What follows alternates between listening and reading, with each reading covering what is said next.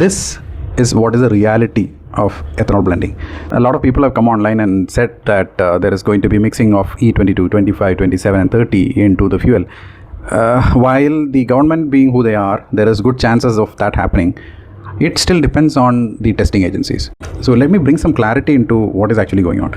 So government want to push ethanol, and I don't blame them. We should do that. We should move towards a more ethanol friendly vehicles. We should have more percentage of ethanol in petrol. No questions about that.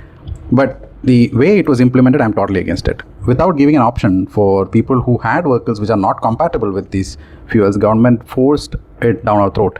How could the E0 or E10 compliant vehicles run on E20? People might be wondering, like, how did that happen?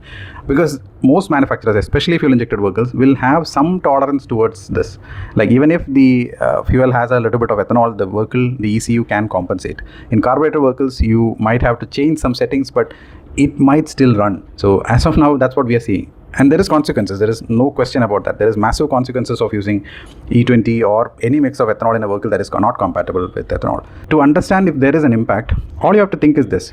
If you can safely run E20, what is stopping you from running E85 or E100 in your normal vehicles? Why do you need flex fuel vehicles? You should be able to run those normal vehicles just like that, right?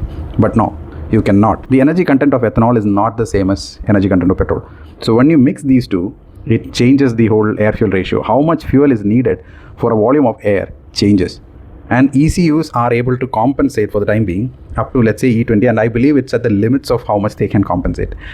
But if government is going to push this further, I think carbureted vehicles will probably die on the road. But there is absolutely no chance they'll be able to keep up.